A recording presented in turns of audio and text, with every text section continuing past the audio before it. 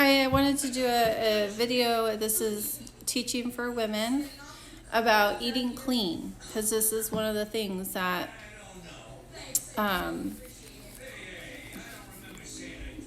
Jehovah has commanded us to do. He never made all things clean, like a lot of Christians believe. And so I want to go over the rainbow covenant, because it was a covenant made, or perpetual covenant made with Noah to be kept forever. And our Messiah never made everything clean. And there's two particular areas that I'm going to talk about that get used a lot to tell and justify that you can put abominable things in your vessel. And they're taking it out of context. So I'm going to read first from Isaiah chapter 65, okay? Please go read these. And I'm going to give you all the verses in the chapters. So Isaiah chapter 65, verse 3, a people that provoke me to anger continually to my face, that sacrificeth in gardens and burneth incense upon altars of brick, which remain among the graves and lodge in the monuments, which eat swine's flesh and broth of abominable things in their vessels, which say, stand by thyself, come not near me, for I am holier than thou. These are smoke in my nose and fire that burneth all day.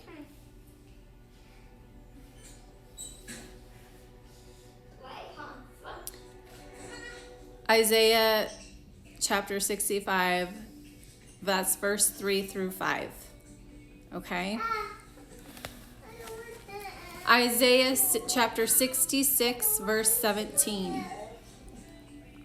They that sanctify themselves and purify themselves in the gardens behind one tree, that's your Christmas tree, in the midst, so go read Jeremiah 10. He doesn't want you to do Christmas or put trees by his altars for the churches that have Christmas trees in them.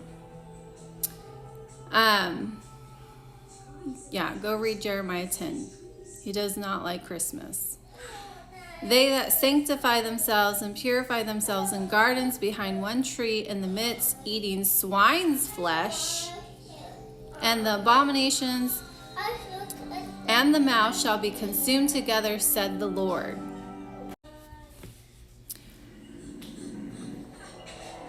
That was said by the Lord. Okay, so let's talk about Acts 10, Peter's vision. You need to read the whole chapter, not cherry pick.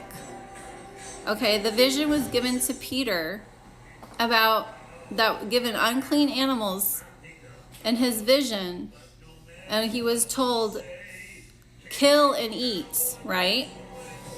And they like to justify that all things have been made clean. Read further read the whole chapter, because the vision was telling Peter, because it was unlawful for a Jew to have company with a non-Jew. It's about the grafting in of the Gentiles, okay? And later on in the chapter, it tells you that Peter said it's okay because God gave him a vision telling him he's not to call any man common or unclean.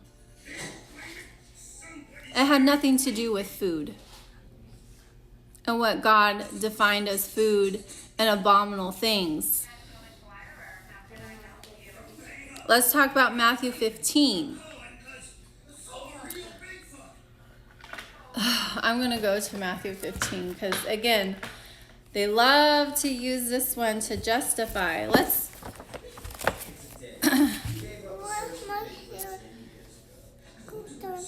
They like to use verse 11. Not that which goeth into the mouth defileth a man, but that which cometh out of the mouth, this defileth a man.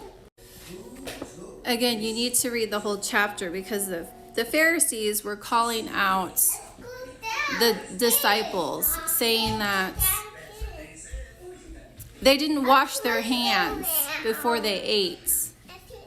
And that's why Yeshua said what he said. And if you read later in the chapter, he tells you what he meant. He's verse 17 through 20, and I'm probably gonna have to make two videos on this, but do not ye yet understand that whatsoever entereth in the mouth goeth into the belly and is cast out into the draught, but those things which proceed out of the mouth come forth from the heart, and they defile that of man. For out of the heart proceedeth evil thoughts, murders, adulterers, fornications, thefts, false witness, blasphemies.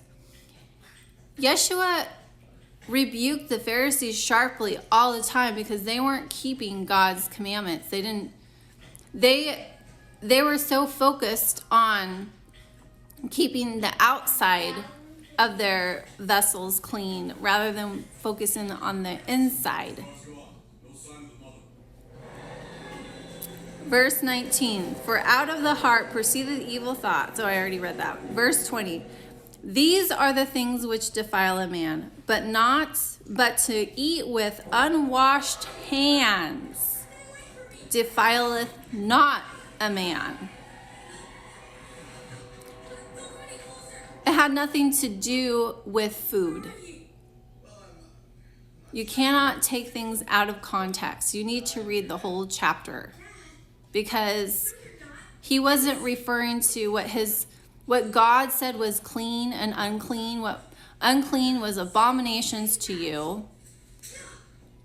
It had nothing to do with eating food. It had to do with what was in your heart. Having a pure and contrite heart and obeying God's commandments. His 2 commandments that he gave us, to love God with all our heart, soul, and mind. And the second one is like unto the first, love thy neighbor, is to keep God's commandments and rebuke your neighbor when they're breaking them. Okay, so the Rainbow Covenant, read chapter 6 through 9, okay, of Genesis. So I'm going to just paraphrase this for you, but you need to go look at this closely, because the Rainbow Covenant isn't just about not flooding the earth, but it was made with all of the animals of the earth as well. So chapter 6, verse 18, but with thee will I establish my covenant, and thou shalt come into the ark, thou and thy sons and thy wife and thy sons' wives with thee. And of every living thing of all flesh, 2 of every sort shalt thou bring into the ark to keep them alive with thee. They shall be male and female. Go to chapter 7, verse 2. Of every clean beast thou shalt take to thee by sevens, the male and his female, and the beasts that are not clean by 2, the male and his female. Because if Noah took 2 of every animal, we wouldn't have any clean animals to eat. So he took it by sevens.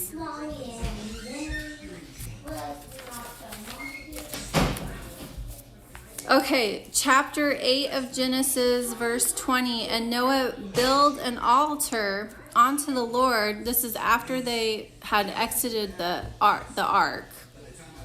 And Noah built an altar unto the Lord, and took of every clean beast, of every clean fowl, and offered burnt offerings on the altar. And the Lord smelled the sweet Savior. And the Lord said in his heart, I will not again curse the ground any more for man's sake, for the imagination of man's heart is evil from his youth. I gotta make an